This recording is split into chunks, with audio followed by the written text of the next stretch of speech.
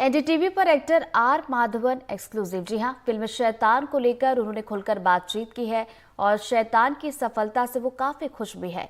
उन्होंने कहा कि हमको उम्मीद नहीं थी कि फिल्म इतनी बड़ी हिट होगी और उन्होंने कहा कि शैतान में मैंने अपने किरदार को बहुत ही लाइटली निभाया।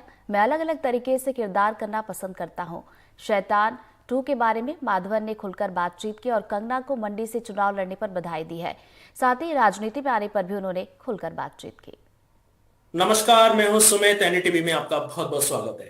आज हमारे साथ में है बॉलीवुड एक्टर आर माधवन, जो कि अपनी फिल्म शैतान को लेकर सुर्खियों में बने हुए हैं। आज ये अपनी फिल्म को लेकर हमसे खुलकर बात करेंगे। चलिए हम आपको उनसे मिलवाते हैं। आर माधवन जी, हमसे जुड़ने के लिए बहुत बहुत धन्यवाद। नमस्कार, बहुत बहुत धन्यवाद। सॉरी, सबसे मैं पहले थोड़ा तो लेट। मैं सबसे पहले ये कहना चाहता हूं कि मैं आपको आर माधवन कहूं या मेडी कहूं, क्योंकि मेडी के नाम से लोग आपको ज्यादा प्यार करते हैं। यार, आज तो मैं मैडी से लेके इडियट से लेके शैतान तक बन चुका हूं, तो आप जो नाम बुलाना चाहें मुझे मंजूर है। मैं आपको मेडी कहूंगा। जी बिल्कुल। जैसा कि हम जानते हैं कि आपकी फिल्म ने 200 करोड़ ग्रॉस का आंकड़ा छू लिया है वर्ल्ड वाइड। तो आपको क्या लगता है कि आने वाले दिनों में ये इसका आंकड़ा कहां तक रुकने वाला है? क्योंकि आपकी फिल्म, जो कि अभी हाल ही रिलीज हुई है, ट्रू की बात करूं और दूसरी फिल्में, सबको बहुत शानदार टक्कर दे रही है अभी तक। तो क्या बोलना जी, चाहेंगे आप इस बारे में? यही कि हम अपने आप को बहुत खुशकिस्मत समझते हैं। उम्मीद नहीं थी, हमें लगा था कि पिक्चर अच्छी चलेगी, 100 करोड़ तो बनाएगी। हर एक फिल्म की जो है उम्मीद ये होती है कि 100 करोड़ बनाए, अच्छी चले। पर जिस तरीके से प्यार मिला हमें लोगों से, उससे हम बिल्कुल मतलब हैरान हैं। और सारा श्रेय जो है अजय देवगन और विकास बहल साहब को जाता है। जो और ये फिल्म की जो ओरिजिनल वर्जन है, वश, जो गुजराती में बनी थी, उसके राइटर को भी जाता है। जो राइटर डायरेक्टर जो टीम है उनको भी जाता है। और थोड़ा बहुत श्रेय मैं भी लूंगा, क्योंकि मुझे लगता है कि शैतान का जो किरदार है वो काफी पॉपुलर हो गया है।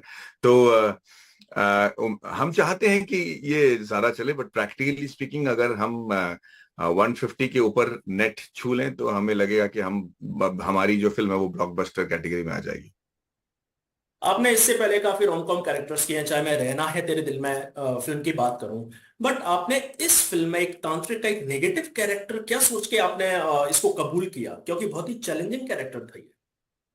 देखिए, ये एक एक होता है नेगेटिव, ये जो कि मैं जी। पहले कर चुका हूँ युवा में या फिर हम्म। धोखा में भी। हम्म। नेगेटिव होता है जो हीरो नहीं होता है, एंटी हीरो वाला रोल होता है। हम्म। और एक होता है आउट एंड आउट इवल, यानी कि हम्म। ये इवल आदमी है, इसका मतलब कोई तोड़ ही नहीं है, इसको सुधारा नहीं जा सकता। ये है, ये उन उन ऊपर वालों की जो है, क्या बोलते हैं, क्या कहते क्वालिटीज में से एक इंसान के पास ऐसी एक क्वालिटी है जिससे आप कुछ नहीं कर सकते। एक पैदाइशी ऐसा है। तो हम्म। मेरे लिए ये जानना जरूरी था कि ये इस वक्त फिल्म में कर क्या रहा है। मैं समझाऊंगा आपको, ठीक है? जिन्होंने फिल्म देखा है उनको ये समझ में आ जाएगा कि जो वनराज है, जो मेरा किरदार है, वो हम्म। ये काम पहले 107 बार कर चुका है। ये आखिरी बार कर रहा है, 108वां बार कर रहा है, ठीक है? तो ये जानता है कि ये इसका क्या नतीजा होगा, कि क्या ये मेरे सामने कुछ कर भी पाएंगे या नहीं, या मुझे अपने जो मेरी मकसद है उसको हासिल करने के लिए करना क्या है। तो उस हिसाब से अगर आप देखेंगे तो मैंने उसको बड़ी लाइटली प्ले किया है, क्योंकि मुझे लगा कि इसको तो पता है कि भाई ये सक्सेसफुल होने वाला है।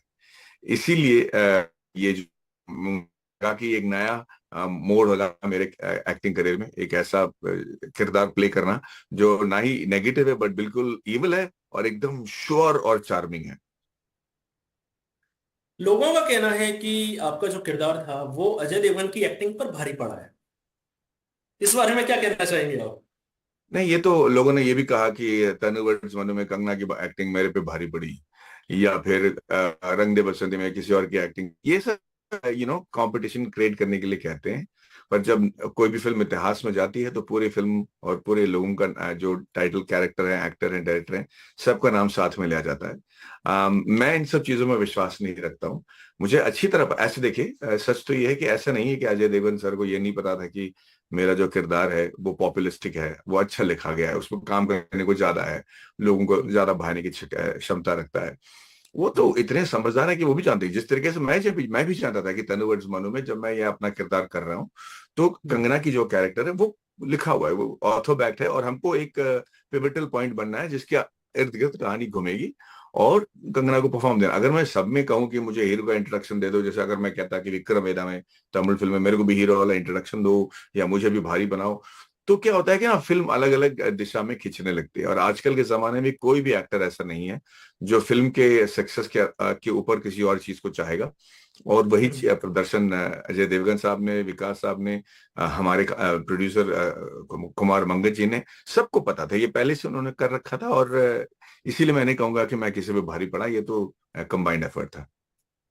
अब आपने अपने फिल्मी करियर में रोमांटिक बॉय का एज ए किरदार निभा लिया, आपने विलन का भी निभा लिया, आपने शैतान का भी निभा लिया। अब आप आगे चल के किस टाइप के कैरेक्टर प्ले करना पसंद करेंगे? आपके दिमाग में है कि मुझे अब इस टाइप के कैरेक्टर करना है? देखिए, अब वो कहना मुश्किल है, पर मैं ये जरूर जानता हूं कि मैं विभिन्न किस्म की किरदार करना चाहता हूं जिसके नाम को लेते ही आपको माधवन याद आ जाए। तो चाहे वो फ्लाइट लेफ्टिनेंट राठौड़ हो, या फरहान हो फ्रॉम थ्री इडियट्स, या फिर फिर वनराज, ऐसे किरदार करना चाहते हैं जिनका नाम सुनते ही लोग आप उस एक्टर के साथ आप उसे जोड़ दें। तो अगर वैसा के कोई कोई किरदार मिलता है तो मैं तो किसी भी हालत में वो फिल्म कर लूंगा। काफी समय से दिनों से सोशल मीडिया पे खबर आ रही है कि शैतान 2 जल्दी आने वाली हाँ, है। तो हम मैडी से पूछना चाहते हैं, मैडी बताइए कब आ रही है शैतान 2 दर्शकों के बीच में? इसको लेकर मेरे पास कोई जानकारी नहीं है। जहां तक मुझे पता है, मेरे पास कोई खबर नहीं आई है। हम तो सिर्फ फिलहाल भी शैतान 1 की सक्सेस को जो है एंजॉय कर रहे हैं। और शैतान का जो भी सीक्वल है उसको लेकर मुझे कोई जानकारी नहीं है वाकई में। आपका बचपन जमशेदपुर में बीता है और जी, आप एक नॉन फिल्मी बैकग्राउंड से आते हैं। तो जी। आप उन आउटसाइडर्स, उन एक्टर्स को क्या सजेशन, सलाह देना चाहेंगे जो फिल्म इंडस्ट्री में एज एन एक्टर काम करने का सपना देख रहे हैं? बहुत सारे एक्टर्स इंडस्ट्री में आते हैं ये सोच के कि हम इनकी तरह बनेंगे या उनकी तरह बनेंगे, किसी खान की तरह या किसी कपूर की तरह या किसी एक्टर की तरह। पर होता यह है कि जब मौजूद हैं हमारी इंडस्ट्री में ऑलरेडी, तो हम इनका रेप्लिकेट को क्यों देखना चाहेंगे? हम इन जो लोग इनको इनकी तरह एक्टिंग करते हैं उनको हम देखना क्यों चाहेंगे? जो भी आदमी आता है वो अपने तजुर्बे के साथ आता है, अपने लाइफ एक्सपीरियंस के साथ आता है। वो अपनी लाइफ इतनी अच्छी तरह जिए हो, मतलब जी लिया हो इंडस्ट्री में आने से पहले, कि उसके लाइफ की जो चीजें हैं वो इस इंडस्ट्री में जब वो फिल्म बनाता है या थिएटर बनाता है या एक्टिंग करता है, तो उससे देख के हमें कुछ सीखने क्या है अपन दिखाई दे। तो मैं तो सबसे पहले ये कहूंगा कि do not try to be like somebody, do not try to act like somebody. अपना जो है पर्सनालिटी को आप लेकर आओ, कॉन्फिडेंट रहो, और ये चीज ढूंढने की कोशिश करो कि ऐसी कौन सी कहानी है जो आपके दोस्तों को भाएगी। क्योंकि जमाना इतनी तेजी से बढ़ रहा है कि आप लोगों को ना, बहुत लोग यही कहानी करने की कोशिश करते हैं जो पहले जमाने में हिट थी। ठीक है, और पहले जमाने में शायद ही कोई शैतान जैसे किरदार को अपनाया होगा एज वॉलंटरली, जनरली वो विलेंस को दिया जाता है, लेकिन आजकल सब एक्सपेरिमेंट करते हैं। तो ऐसी कहानियां चुनिए जो आपके बरादरी के लोग, जो लोग हैं, जो आपके दोस्त या इंडस्ट्री के बाहर, वो सुन के बौखला जाए। वो इस बात के लिए बौखला ना जाए कि आप एक्टिंग कर रहे हो या किसी हीरोइन के साथ एक्टिंग कर रहे हो या किसी डायरेक्टर के साथ एक्टिंग कर रहे हो, पर वो कहानी सुना और बोला अरे भाई ये क्या कहानी है। और एक्चुअली प्रोड्यूसर तो मेरे पास है, अगर अच्छी कहानी है तो मैं प्रोड्यूस कर लूंगा। मेरा आपसे एक आखिरी सवाल। जी, आपकी फिल्म की सह कलाकार कंगना रनौत जी, मंडी से लोकसभा चुनाव लड़ रही हैं, तो क्या आपकी जी, बात हुई? आपने कुछ बधाई वगैरह दी उनको? जी। हाँ, मैंने बधाई दी, और मुझे लगता है कि देश के लिए जो भी अच्छा करना चाहता है, क्योंकि कोई भी पॉलिटिशियन हो, किसी भी पार्टी का हो, जब वो पॉलिटिक्स में घुसते हैं तो सर पे कफन बांध के ही घूमते हैं। और हम इनको हल्का तरीके से नहीं ले सकते। ये सेवा करने के लिए निकले हैं, ये लोगों की जो है देश के लिए अच्छाई करने के लिए निकले हैं। और इसी उम्मीद और इसी मतलब क्या कहते हैं, विशेष के साथ मैंने कंगना जी को भी विश किया है। और जो भी हमारे देश के लिए अच्छा करना चाहता है, जो भी हमारे लोगों के हित में काम करना चाहता है, हमेशा मेरी सपोर्ट उनके साथ रहेगी। मैं एक सवाल और जोड़ना चाहता हूँ। क्या आपने कभी सोचा है कि मुझे भी राजनीति में आना चाहिए? क्योंकि आपकी फैंस फॉलोइंग काफी लंबी है। नहीं, मैं इस लायक नहीं हूँ। मुझे लगता है कि अगर हर कोई राजा बन जाए तो प्रजा कौन बनेगा?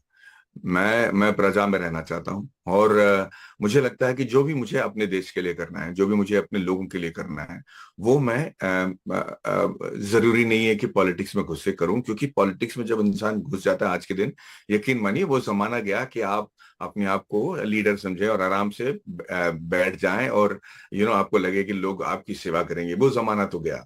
अभी ऐसा है कि आप वाकई जान को हथेली पे लेकर जाके मुद्दों से लड़कर दुनिया के लिए, अगर जब तक अपने समाज के लिए, अपने कॉन्स्टिट्यूंसी के लिए, अपने देश के लिए अच्छा नहीं कर रहे हैं, तो दूसरे ही क्षण आपको निकाल के बाहर फेंक देंगे लोग। और आप जानते हैं कि एक पॉलिटिकल लाइफ में कितनी सारी खतरा है, कितना मतलब अशांति है। तो ये सब जो लोग करते हैं, तो मैं तो उनको सल्यूट करता हूँ सलाखों पर। और अगर आप इस मुकाम तक आया है तो कुछ लोगों ने तो बहुत भयंकर अच्छा काम किया है ना। वो हम देख सकते हैं, बाकी सब देश देखे हमारे इर्द गिर्द उनकी क्या हालत है। तो उसके बावजूद अगर हमें हैं तो कोई अच्छा काम कर रहा है, और उनको सहारना, उनको सपोर्ट करना और उनके लिए ताली बजाना और उनको सल्यूट करना बहुत जरूरी है। माधवन, हमसे जुड़ने के लिए बहुत बहुत धन्यवाद। एक और चीज कहना चाहता हूँ जाने से जी पहले। बिल्कुल बिल्कुल बिल्कुल। एक यही खास करके देखिए, ये इस साल बहुत सारे यंगस्टर्स को वोट करने का मौका मिलेगा, क्योंकि वो 18 साल की उम्र के ज्यादा हो, मतलब से ज्यादा हो जाएंगे, और उनके हाथ में एक हथियार दिया जा रहा है, एक पावर दिया जा रहा है। तो मैं बड़े तहे दिल से सभी यंग वोटर्स को आग्रह करूंगा कि बस ये सिर्फ एक वोटिंग नहीं है, बल्कि ये आपके देश के प्रति एक ड्यूटी है। और इसके अलावा सबसे जरूरी बात यह है कि देखिए, हमारे देश एक बहुत ही इंटरेस्टिंग और बहुत ही एक्साइटिंग स्टेज पे है। अगर दुनिया भर में आप अगर इसको जीतना चाहते हैं, अगर आप चाहते हैं कि हमारा देश नंबर 1 हो, जो कि होने जा रहा है, जल्दी होगा, मुझे पूरा यकीन है कि होगा, और आप चाहते हैं कि अच्छी चीजें हों, तो ये समझिए कि वोट करने आपके लिए ऑप्शन नहीं है। अगर आप वोट नहीं करते as a youngster, as a first time voter, अगर आप वोट नहीं करते, तो आप ना किसी और को हक दे रहे हो अपनी जिंदगी चलाने का, जो आज तक होता रहा है। अपने हक को अपने हाथ में लीजिए, वोट कीजिए, जाइए, और बड़े गर्व से उंगली दिखाइए जहां पे आपने वो चिन्ह, वोटिंग का चिन्ह जो है आपके नाखून में लगा है, वो दिखाइए, और ये मान लीजिए कि आपने वो किया है जो आपकी फ्यूचर के लिए, आपके होने वाले फैमिली की फ्यूचर के लिए, आपकी जो होने वाले बच्चे हैं उनके फ्यूचर के लिए आपने आज ही एक बुनियादी तौर पे तैयारी की है, which is very very important. वरना आप देशद्रोही से कम नहीं। माधवन, हमसे जुड़ने के लिए बहुत बहुत धन्यवाद। बहुत बहुत शुक्रिया। Thank you very much. Thank ये थे यू। हमारे थैंक साथ you so Bollywood actor are Madhavan, जिन्होंने फिल्म शैतान और अपने फिल्मी करियर को लेकर हमसे खुलकर बात की। आज के लिए बस इतना ही। नमस्कार।